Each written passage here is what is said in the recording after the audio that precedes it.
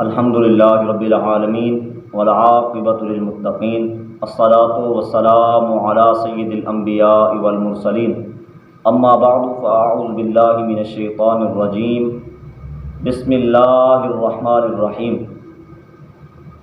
آج انشاءاللہ تبارک و تعالی ایک اہم مسئلے پر گفتگو کریں گے کہ اکثر و بیشتر لوگوں کو اس مسئلے کا پتہ نہیں ہوتا اور لوگ غلطی میں پڑ جاتے ہیں۔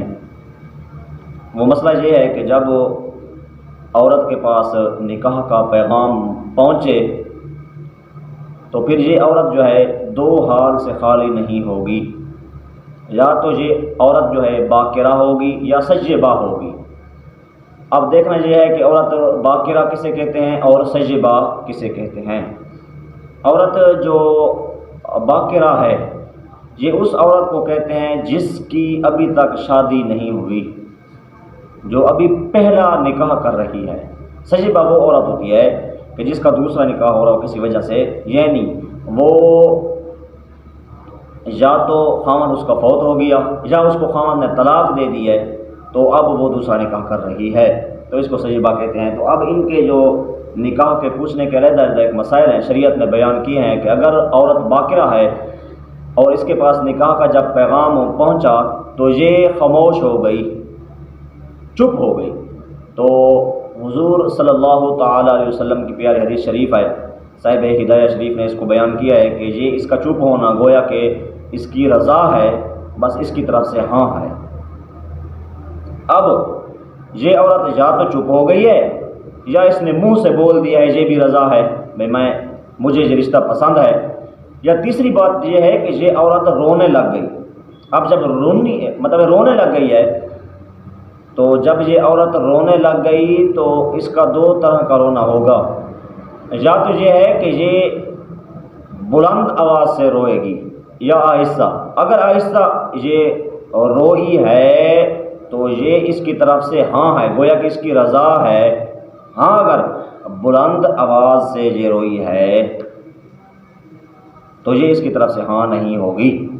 اب یہ ہے کہ اگر عورت وہ ہنسی ہے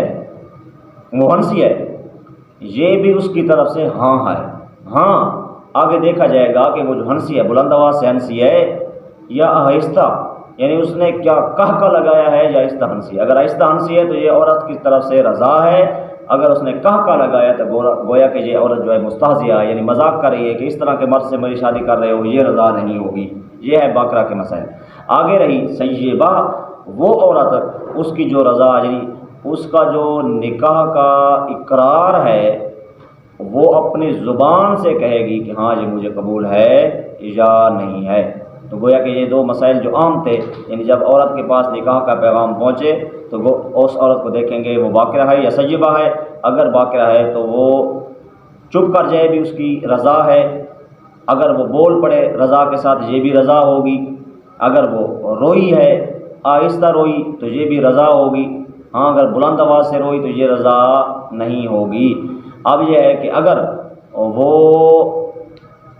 ہنس پڑی، اگر وہ ہنسی ہے آہستہ تو یہ بھی رضا ہے، اگر اس نے قہقہ لگایا تو یہ مستہزیہ ہے، گویا کہ مذاق کرنے والے اس کی رضا نہیں ہے۔ آگے رہا مسئلہ سجبہ کا، تو وہ خود کہے گی کہ مجھے قبول ہے یا نہیں ہے۔ اللہ تبارک و تعالی دین متین کی صحیح سمجھ عطا فرمائے۔ وآخر دعوایا الحمدللہ رب العالمین۔